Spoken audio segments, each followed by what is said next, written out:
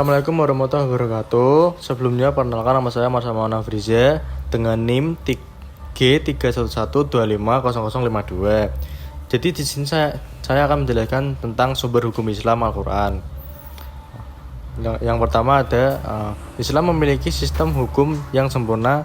Di dalam Islam mengatur seluruh aspek kehidupan manusia. Sumber hukum utama adalah Al-Qur'an.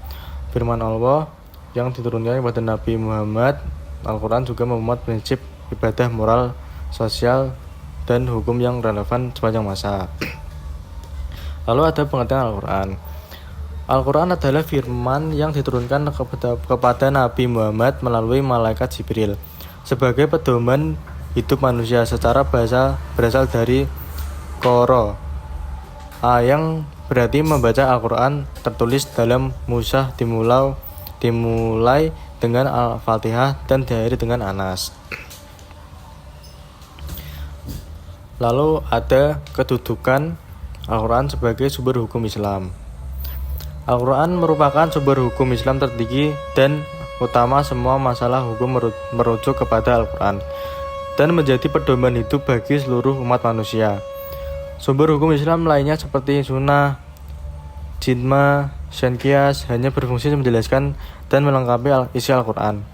Di dalamnya mengandung prinsip-prinsip hukum universal dan abadi, mencakup seluruh aspek kehidupan baik ibadah, mualaf, akhlak.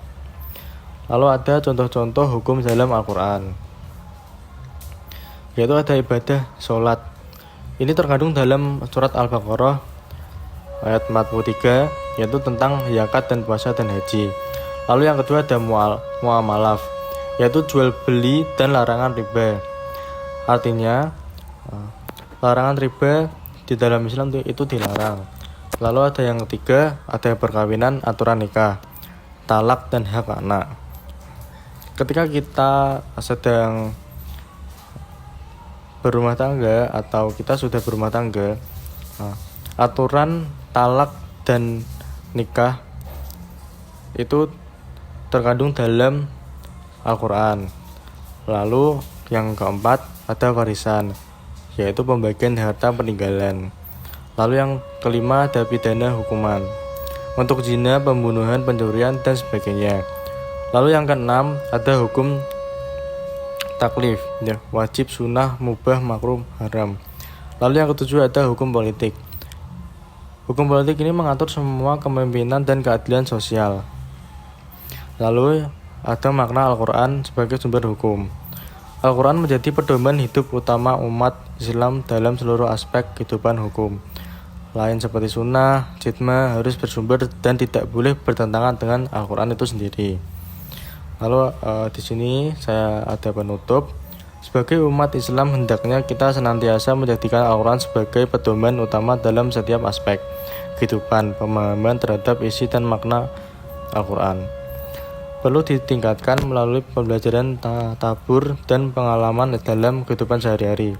Selain itu, diharapkan para pelajar dan mahasiswa dapat memperdalam ilmu tentang sumber hukum Islam agar mampu memahami hukum-hukum Allah dengan benar serta menerapkan dalam konteks kehidupan modern. Semoga dengan menjadikan Al-Quran sebagai hukum dan pedoman hidup, kita dapat menjadi pribadi yang beriman, berakhlak mulia, dan bermanfaat bagi masyarakat. Itu saja yang saya sampaikan. Bila ada salah kata, mohon dimaafkan. Wassalamualaikum warahmatullahi wabarakatuh.